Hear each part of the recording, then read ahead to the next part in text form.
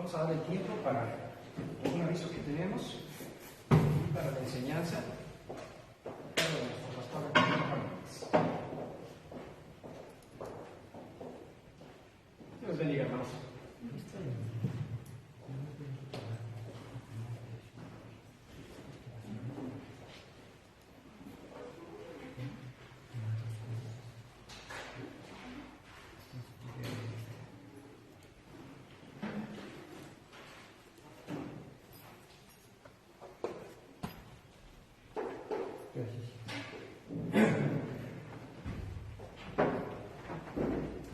Buenas tardes, hermanos.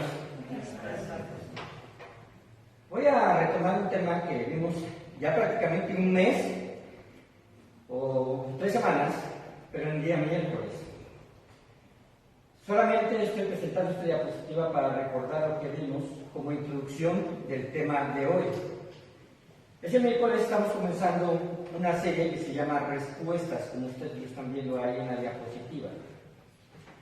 Esta serie tiene que ver precisamente qué es lo que dice Dios acerca de sí mismo, qué es lo que dice Dios acerca del Espíritu Santo y otros temas que vamos a estar analizando. Podemos decir que tiene un gran contenido doctrinal, con una aplicación práctica a nuestras vidas. Porque como hijos de Dios, debemos de saber en quién creemos, ¿cierto o no? Y no solamente porque se nos diga. De hecho, ya había mencionado en algún momento que el cristianismo en realidad debe de ser la fe más razonada de todas.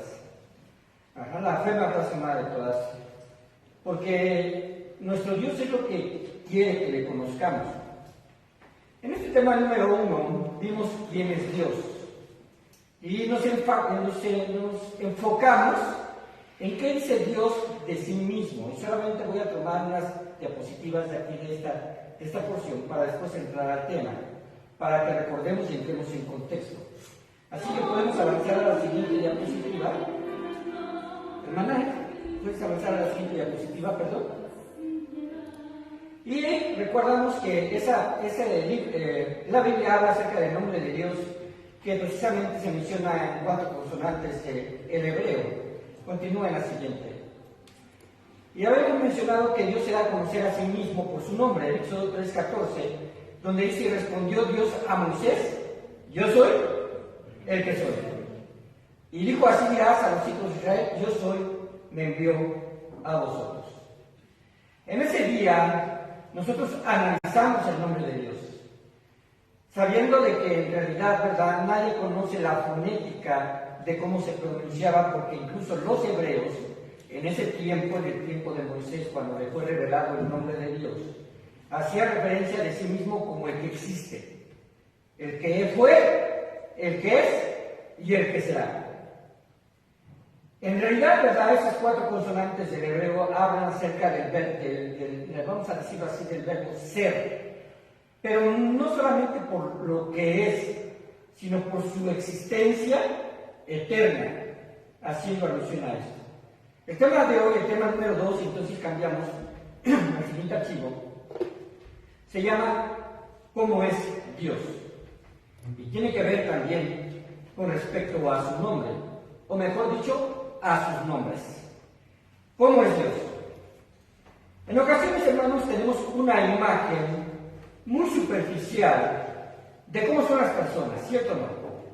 Usted puede decirnos aquí mismo, ¿verdad? Y hablamos en la mañana que los conocemos muy poco, pero en realidad ustedes conocen quizás algunos más porque han tenido más relación con ellos y a otros menos. Incluso puedo asegurar que nada más nos conocemos, ¿verdad?, por nombre en algunos casos, y por apellidos completos a lo mejor ni siquiera podemos llegar a poner una referencia. Bueno, esto sucede en la sociedad, sucede como personas. Pero hermanos, tenemos una imagen muy superficial de cómo son las personas. Muchos personajes famosos tienen seguidores que desean parecerse a ellos. Y estos personajes famosos se convierten en modelos a seguir. Y apareció una palabra, ¿verdad?, que prácticamente podemos decir es una palabra que surgió en el siglo XX. La palabra fans. Así que cuando hablamos de fans, hablamos de seguidores. Y hay fans de diferentes personajes, ¿verdad? Ya sean deportivos, en el ámbito cultural o en el ámbito, ¿verdad?, artístico. Pero lo que sucede con los fans es que normalmente tratan de imitar a ese modelo a seguir, se visten igual que ellos. Ustedes lo han notado, ¿no? De hecho, nosotros salimos a comer y vemos, yo digo, hay una persona un poco extravagante y yo dije, se parece más bien a un personaje de una película. Pero ustedes lo pueden notar fácilmente. A muchos les gusta tener una camiseta deportiva con el número de su estrella favorito o de su personaje favorito, ya sea en el fútbol, por ejemplo, como Messi. Realmente yo no sé cuál es el número que Messi porta y si siempre lo ha conservado, a lo mejor ustedes saben más que yo. ¿Cuál porta? 10. ¿10? Ahorita el 30. Ahorita el 30. Es un conocedor. No estoy diciendo que seas un fan, nomás es un conocedor. Es diferente. Cristiano Ronaldo, ¿verdad? Igual. Estoy hablando de dos personajes del fútbol que se han destacado y que inclusive algunos lo consideran como los mejores del mundo.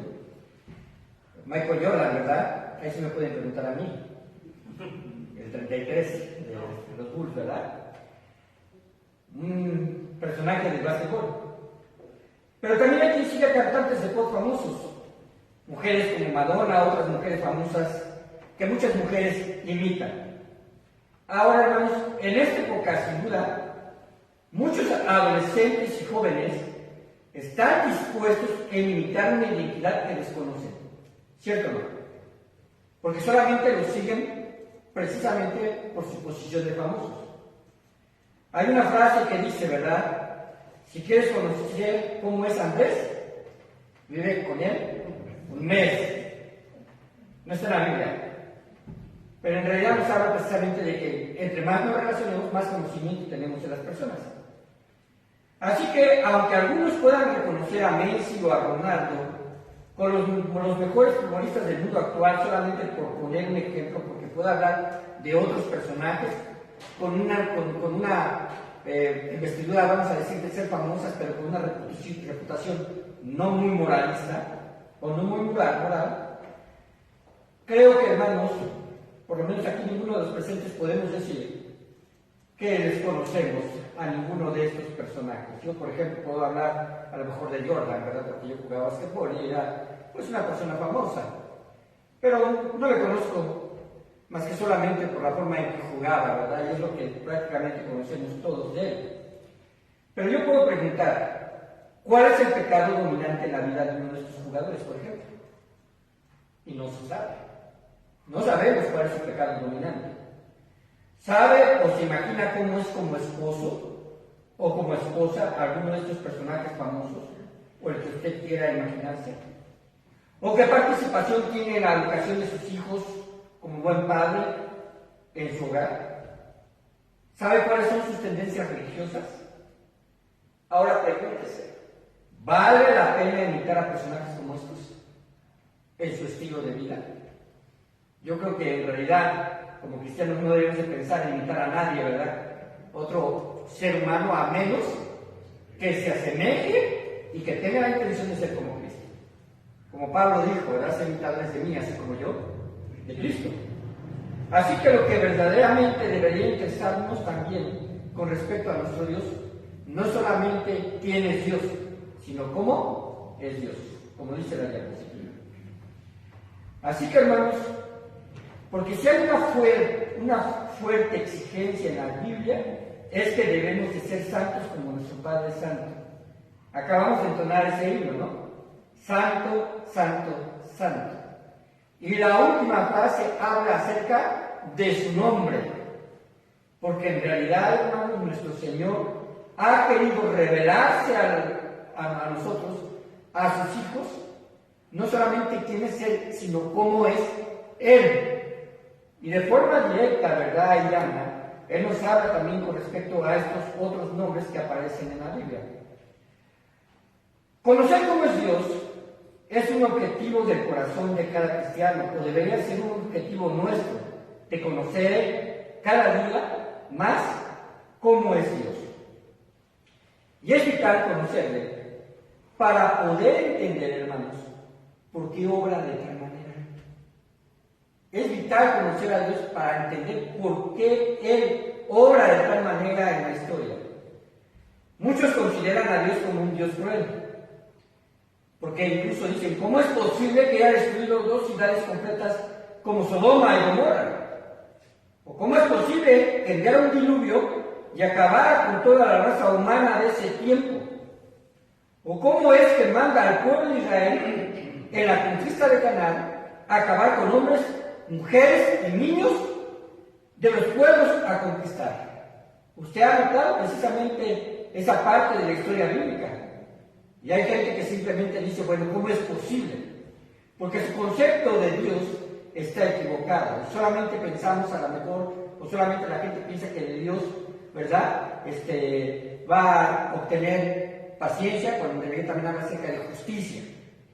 Cuando habla acerca de quitar a estos pueblos, habla con relación a cuidar la santidad de su pueblo y que no serán inmersos en una comunidad y en una sociedad que los va a llevar en el futuro a blasfemar contra Dios.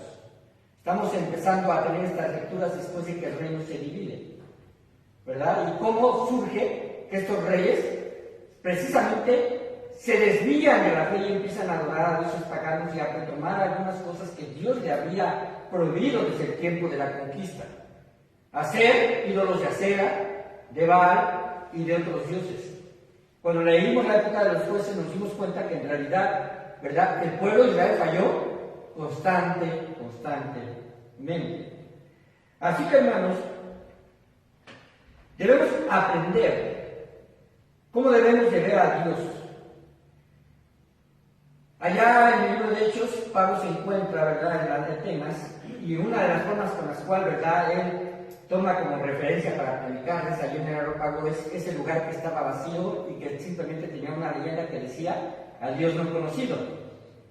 Y esto, hermanos, es una realidad que en la humanidad y en la sociedad actual no conocen a Dios. Pero es más lamentable que dentro de las iglesias de sana doctrina haya quienes no conocen a Dios en el sentido de lo que Dios se ha revelado en su palabra. Dios quiere que le conozcamos. Vayamos a Juan 17, del 1 al 3. Ahí puedes ver con anticipación, ¿verdad?, las diapositivas. ¿Cómo dice Juan 17, del 1 al 3? Lo tenemos aquí en la pantalla. Y léanlo en voz alta, por favor. Adelante, hermano. Estas cosas habló Jesús, y levantando los ojos al cielo, dijo: Padre, la hora ha llegado, glorifica a tu Hijo, para que también tu Hijo te glorifique a ti, como le has dado potestad sobre toda carne, para que dé vida eterna a todos los que te diste. Y esta es la vida eterna, que te conozcan a ti, el único Dios verdadero, y a Jesucristo, a quien has enviado. La última frase. Y esta es la vida eterna, que te conozcan a ti.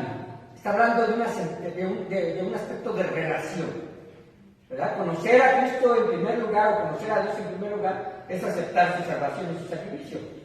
Pero también habla acerca de un conocimiento más profundo. Que te conozcan a ti, al único Dios verdadero. Y además en forma paralela enviar a quién más, a Jesucristo, a quien has enviado.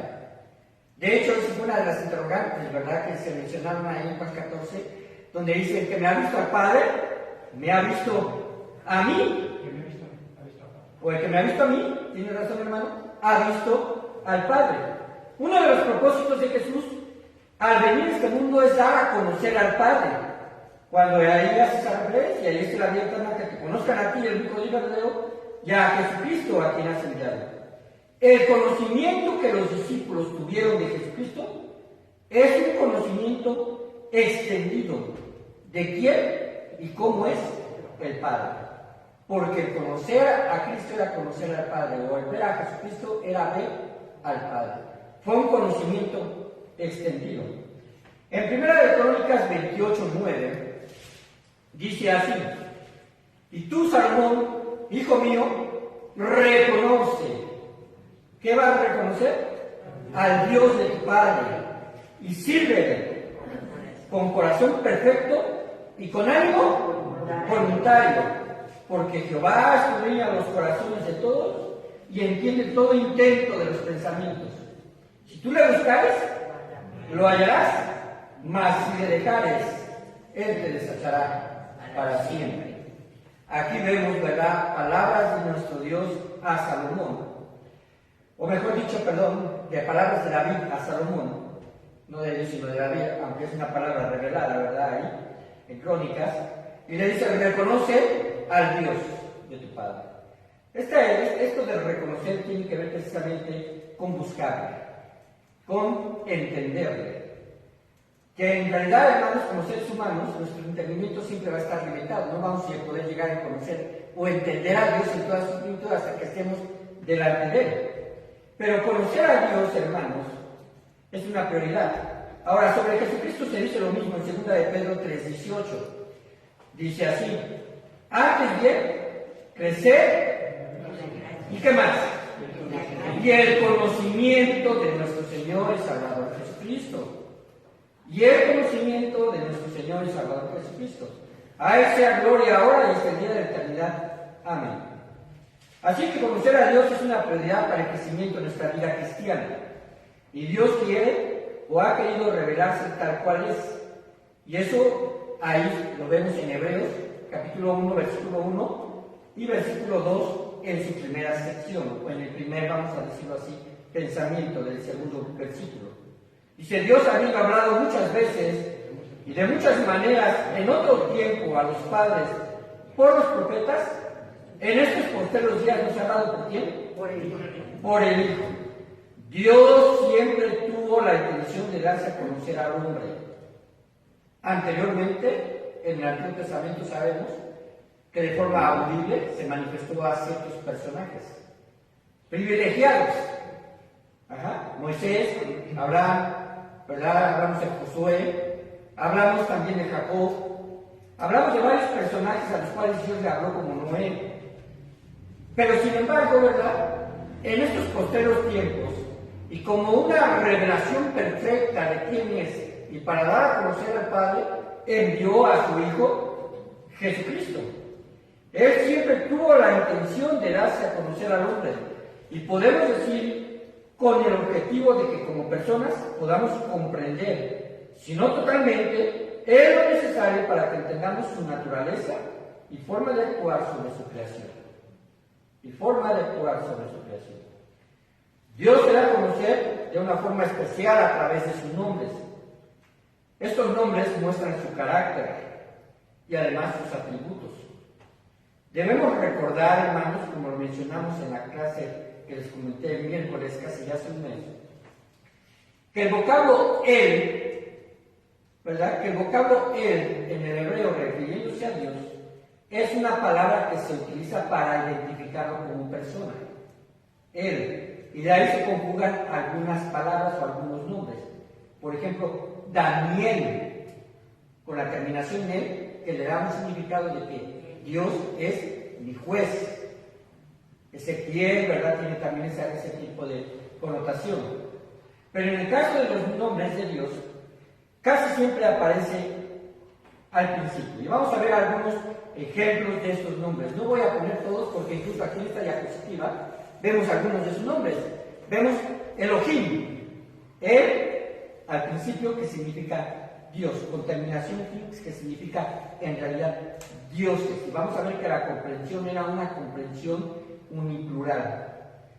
El león, también abajo aparece el tetragrametón, que son las consonantes hebreas que se pueden traducir como Jehová o como Yahvé, y entonces significa, ahí es Yahvé o Jehová Rafa. Después Adonai al centro, el Shaddai, los de arriba no se alcanzó a ver muy bien, el Olam, que son nombres de Dios. Y vamos a primero de ellos, el Shaddai. ¿El Shaddai qué significa? Aquí lo tenemos. Dios Todopoderoso. Él es la identificación en hebreo de la palabra Dios. Y Shaddai, Todopoderoso. Esto nos habla precisamente en Éxodo 6, 2 y 3. Dice así: habló todavía Dios a Moisés y le dijo: yo soy Jehová. Y aparecía a Abraham, a Isaac y a Jacob como Dios omnipotente. Mas en mi nombre Jehová no me di a conocer a ellos. Ahí podemos ver varias conjugaciones del nombre de Dios. Podemos decir, habló todavía, ¿verdad?, Elohim a Moisés y le dijo, yo soy, y aparecería la palabra de las consonantes hebreas, tetragrametón, que nosotros la traducimos como Jehová, también se puede traducir como Yahvé. Y apareció Abraham, a Isaac y a Jacob como Dios omnipotente. Ahí es el Shaddai. Podríamos decirlo que como el Shaddai, más en mi nombre Jehová, no me di a conocer a ellos. Esto es interesante, hermanos, porque ustedes van a ver precisamente en una escritura anterior al Éxodo, que en realidad es el Génesis, que aparece la palabra Jehová, y ustedes pueden decir, bueno, ¿cómo es que aparece ahí la palabra Jehová? Cuando en realidad lo que está aquí definiendo y está diciendo el mismo Dios, que no se había manifestado a Abraham, a Isaac y a Jacob como Jehová, siempre aparecía como Elohim. Ahora, o Adonai, que significa el Señor. ¿Por qué entonces aparece? Pues la respuesta es simple. Porque el escritor de Génesis y de todo el Pentateuco fue Moisés.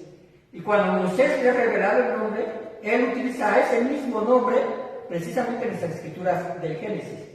Pero en forma física, Dios por primera vez, ¿a quién le revela su nombre?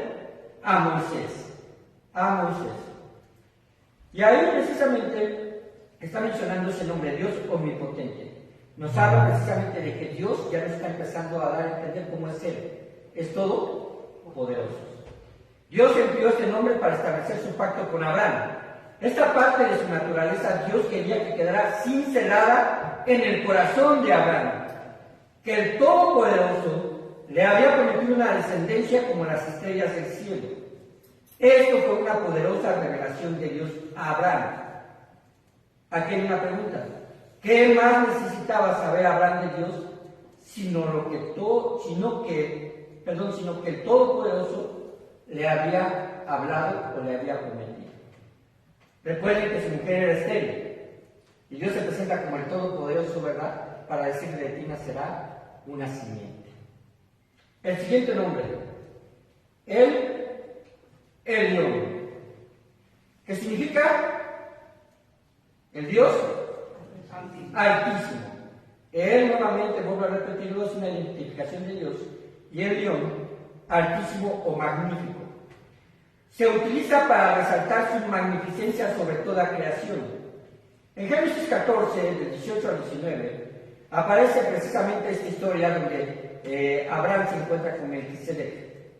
Entonces Melquisedec, rey de Salem, que posteriormente sería Jerusalén, y sacerdote del Dios Altísimo, que por primera vez aparece un sacerdocio que no es levítico, y aparece precisamente ahí como un sacerdote del Dios Altísimo, refiriéndose a Jehová, que en realidad ahí podríamos nosotros decir, si fuera de forma literal, que el sacerdote del Elión sacó pan y vino y le bendijo diciendo, bendito sea Abraham del Dios Altísimo, nuevamente se repite y se utiliza, creador de los cielos y de la tierra. Nos da una característica de su magnificencia, ¿verdad?, de una altura la cual es inalcanzable para cualquiera de nosotros. Que no hay dioses en otras esferas, que los dioses, ¿verdad?, de los que las cuales se hablan en la Biblia son artífices de la creación y de la mente humana. No hay ningún Dios que compita con él, sino solamente en la fe que las personas profesan hacia ciertos ídolos. Así que él es el Elión, el Dios Altísimo.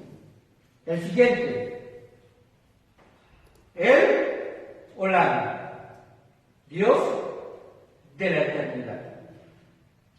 Recuerden que esas consonantes del hebreo, a veces me cuesta trabajo decir tetragramatrón, ¿verdad?, que significa simplemente 4 letras, es mejor decirlo así, ¿verdad?, es más fácil. 4 letras, no tenían vocales, porque el hebreo no contenía vocales. Al introducirse las vocales de esta palabra, salió precisamente la palabra Jehová.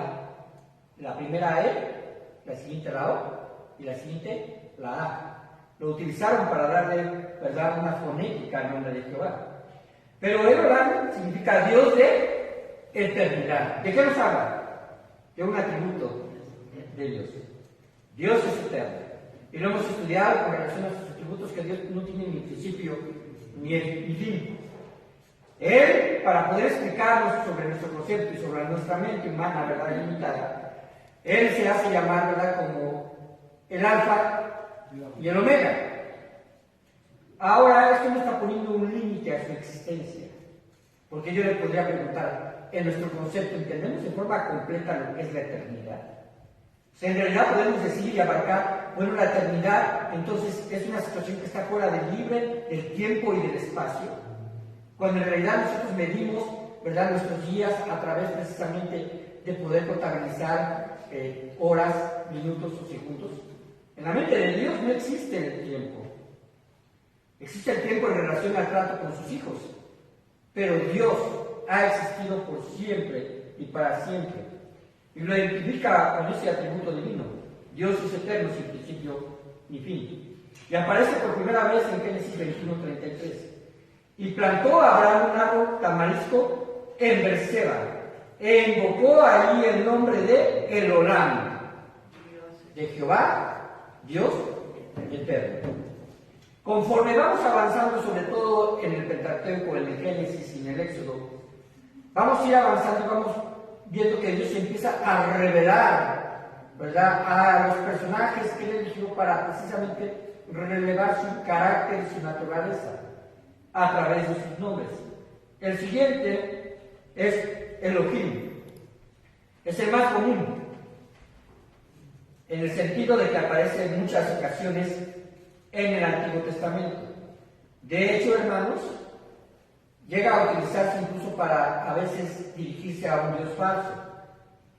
Pero en el sentido hebreo, cuando se dirige hacia el Dios verdadero, esta palabra es característica y única del nombre de Dios.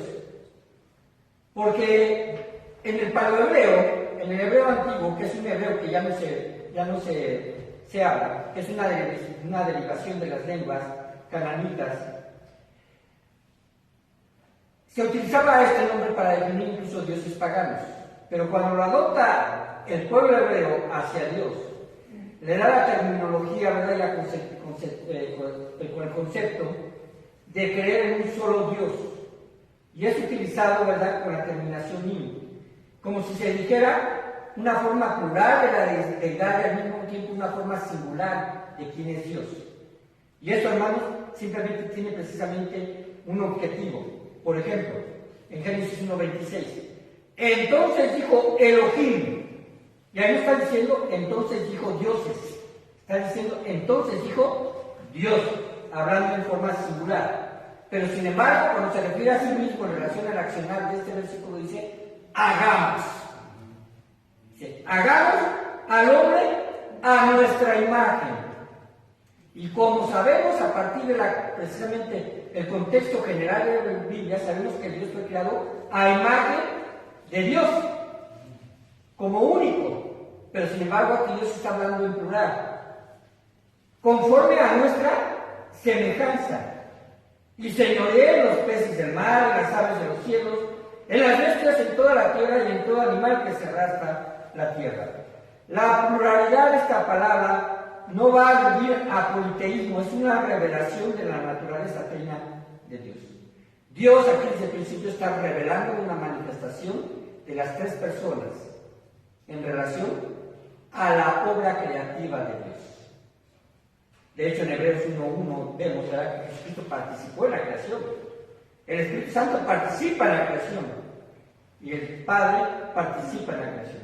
Cuando dice hagamos, no se está refiriendo a los ángeles, porque ellos no son creativos.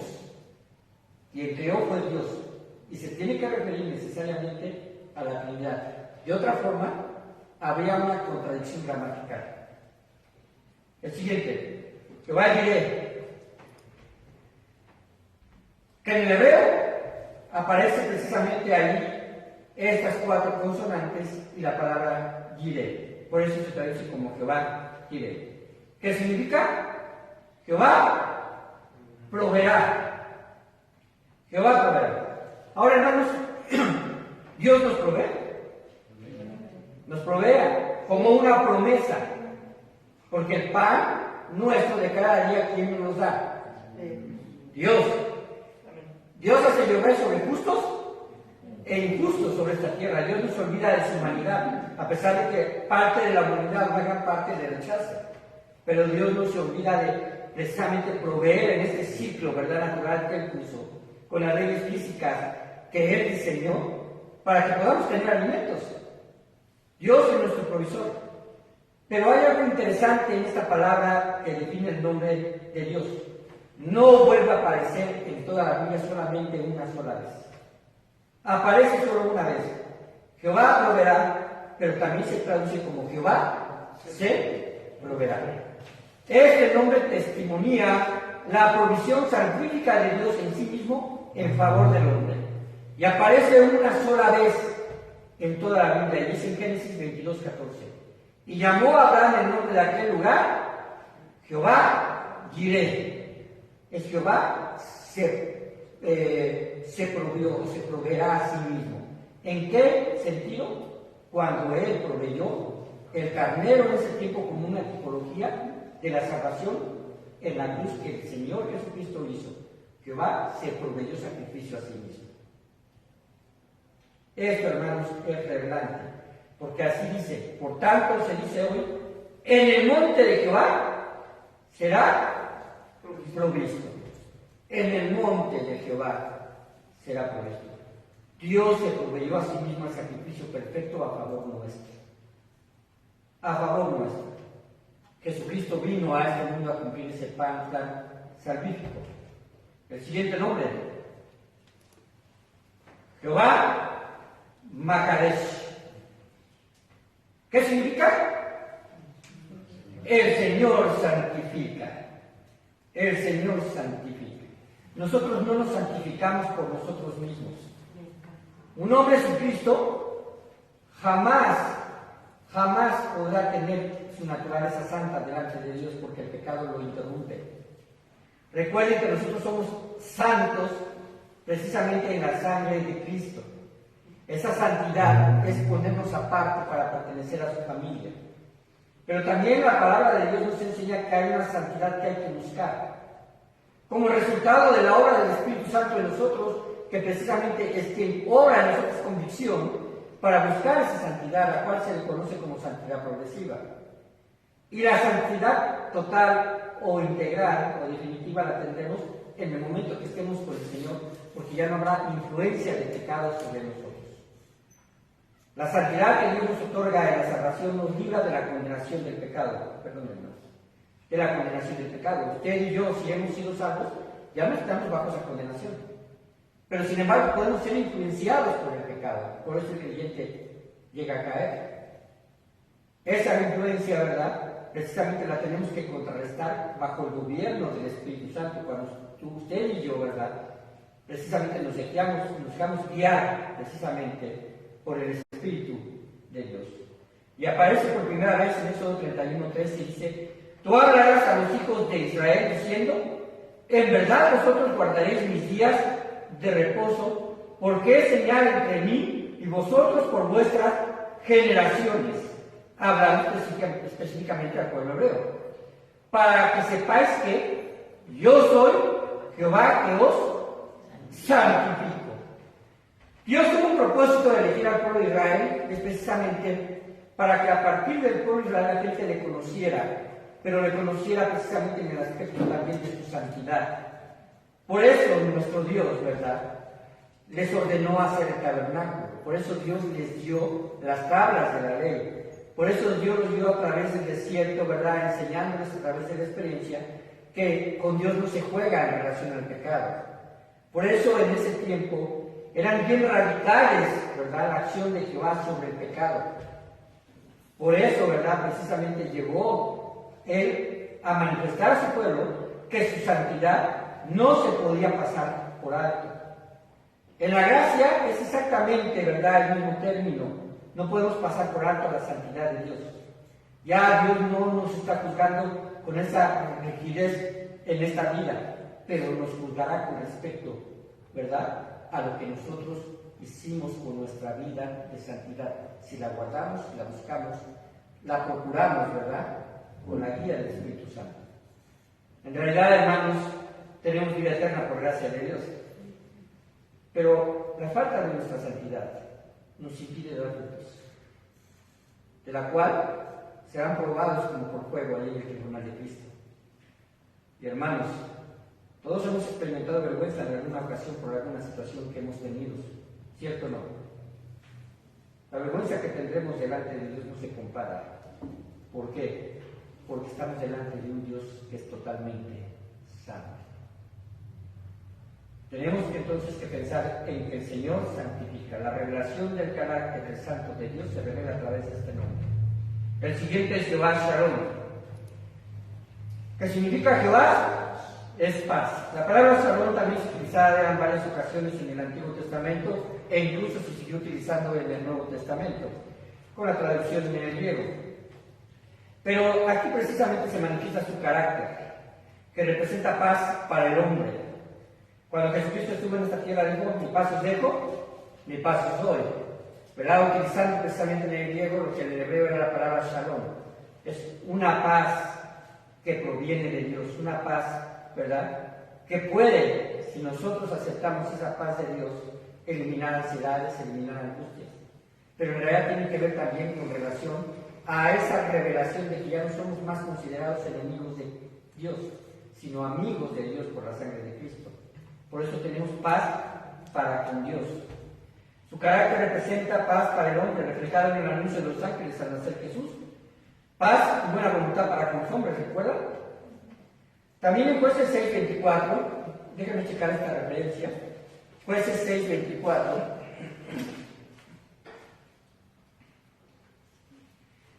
Ahí aparece este nombre por primera vez, y dice así: y edificó ahí Gedeón altar a Jehová y lo llamó Jehová Shalom, el cual permanece hasta hoy en Ofra de los abiezeritas. ¿Qué entendió, verdad, Gedeón con respecto al nombre? ¿Verdad? Que Dios deseaba paz para su pueblo. El siguiente nombre de Dios es Adonai. Ese no aparece ahí, ¿verdad? Adonai. Es un título de autoridad y señorío y se puede traducir como Señor. Como Señor. En realidad, hermanos, en muchas ocasiones, en las traducciones que se hicieron de la palabra Jehová, cuando aparece precisamente estos 4 consonantes, como era un nombre impronunciable para los hebreos, cuando se referían a él, se referían como Señor, como el que muestra señorío. Y algunas versiones, como la versión de las Américas, van a encontrar sustituida la palabra Jehová por la palabra Señor. No es ninguna herejía, es simplemente siguiendo precisamente el tipo de formación, ¿verdad?, hebraica, al precisamente traducir las Escrituras. Hay algunos otros nombres que nos hablan de su carácter como protector. Jehová Nisi significa eso. Como protector. Jehová Nisi significa Jehová es mi estandarte. Jehová Shammah, Dios está presente. Y todos ellos son distintivos de Dios. Incluso la palabra Abba. La palabra Abba es un nombre afectivo hacia Dios. Esa palabra es utilizada en el Nuevo Testamento, ¿verdad? Cuando nos referimos, llamamos a Dios como Abba, Padre. Esta no es hebrea, esta palabra no es griega, esta palabra es aramea. Y que algunos la han traducido como papito, pero en realidad tiene un significado más intenso cuando dice mi Padre, porque corresponde a una identificación personal. Cuando usted, ¿verdad?, si quiere utilizar este nombre, no se dice Abba Padre, está diciendo este es mi Padre. Y a mi Padre le puedo acercar, porque Él me escucha. Así que podemos aprender a través de su nombre cómo es Dios, ya que manifiesta parte de lo que Él es en cada uno de sus nombres. Dios quiere que le conozcamos, y cuando revela sus atributos y los comprendemos, podemos entonces discernir su gracia, su señorío y su poder. Ya que Dios, quien todo conoce, todo de mí, y además, bueno, no solo de mí, ¿verdad?, de todos ustedes, quiero decirles que aún así nos ama. Que aún así nos ama. En su, vamos a decirlo, en la peor versión de mí, Dios me ama, porque me ha adoptado como su hijo a través de Jesucristo. Me ama como persona, pero no, ¿verdad?, ama mi actitud cuando yo le ofendo, cuando yo no le agrado. Dios no ama el pecado. Hemos dicho que Dios ama al pecador y Dios nos ama, no el pecado, ¿verdad?, que acciona el pecador. Pero sin embargo también, hermanos, podemos pensar que Dios jamás se equivoca. En realidad Dios no se equivoca. Nada se le pasa por alto. Él puede actuar con amor y al mismo tiempo con justicia y disciplina.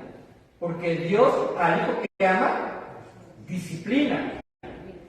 Así que Dios, ¿verdad?, podemos esperar este tipo de actitud de Dios hacia nosotros. Y cada detalle del macro o microcosmos, Él lo conoce. El hombre tuvo que pasar siglos para conocer el átomo. Y otra buena cantidad de años para conocer los elementos del átomo.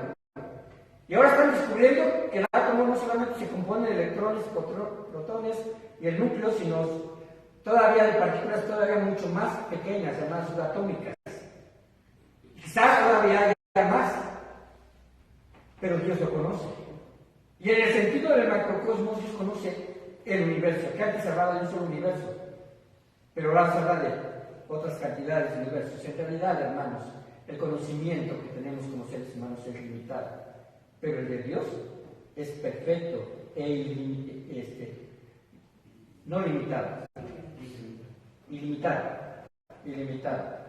Así que, hermanos, si Dios conoce todo eso, conoce las leyes físicas que Él estableció, conoce el genoma humano que fue formado por sus manos al dar vida, Él sabe cuando esté enferma y cuando la preocupación le rebasa. Ahora, ¿de qué nos sirve todo esto? Y conocer a Dios de esta forma, revelándose por sus nombres. Pues es muy importante, hermanos. Para todo cristiano debería ser un consuelo saber que Dios conoce todo de uno. Un consuelo que Dios conoce todo de mí. Y es un alivio que Él, siendo todopoderoso, me vea con amor. ¿Cierto o no? Porque Él puede destruirnos en cualquier momento si Él así lo desea. Pero nos ve con amor. Jamás un cristiano deberá pensar que está solo. No podemos quedarnos postrados, porque podemos contar con Él en cualquier vicisitud de la vida o cualquier problema de la vida. Su existencia se revela en toda su creación. El Salmo 19 dice: los cielos cuentan la gloria de Dios y el firmamento anuncia la obra de sus manos. Jamás debemos pensar que Dios se olvida de nuestras vivencias. En ocasiones somos ciegos y no vemos cómo en cada momento interviene a nuestro favor el Señor. En situaciones, como lo mencionaba José, ¿verdad?, que en esta situación hubo quizás, ¿verdad?, un descuido y hubo un incendio. Pero hermanos, en situaciones tan simples, como el hecho de que a veces vamos tan distraídos que nos libra de algún peligro. Situaciones en las cuales podemos pensar, estamos en medio o vivimos una pandemia y Dios nos libró a través de todo eso. Usted no se imagina, hermanos, de verdad, ni yo me imagino, cuántas ocasiones estuvimos expuestos a virus. Y cómo fue Dios que incluso al dejarnos enfermar, nos permitió reponernos. En algunos casos, y por su voluntad, ¿verdad?, Dios quiso llevarse también gente. Pero hermanos, no podemos cuestionar a Dios en su accionar. Las cosas secretas solamente le pertenecen a Él. Así que, hermanos, en su palabra y en nuestras vivencias, Él quiere que le conozcamos. Lo que es cotidianidad en el mundo natural. ¿Qué es cotidiano para usted? ¿Dormir? ¿Tener hambre? ¿Comer? ¿Pasar frío? Lo que es cotidianidad, tener una casa, es mi casa, ¿verdad? Es mi carro, mi familia. es mi dinero. Parece que eso ya se volvió cotidiano y lo vemos tan personal que no sabemos que Dios precisamente nos los dio. Así que cuando no vemos en cada momento, ¿verdad?, que interviene a nuestro favor, y lo que es cotidianidad en el mundo natural, es diseño divino que sustenta la vida. Es cotidiana que vaya pasando, ¿verdad?, las estaciones del año, que haya lluvia y hace poquito mucho frío, y ahorita ya empezamos con un poco de calor. Eso que parece ser tan cotidiano, hermanos, es diseño divino. Él puso las estaciones conforme a su sabiduría. Lo menos que podemos hacer ante un Dios tan grande es darle las gracias. Es lo menos que podemos hacer. Así que, hermanos, vamos a continuar con esta serie aprendiendo acerca de cómo es Dios. Y Dios se manifiesta día tras día a nuestro favor. En esa situación, ¿verdad?, tan normal, o que nos parece tan normal, pero que Dios diseñó, ¿verdad?, en su creación. Vamos a ver. Padre bendito, te damos muchas gracias.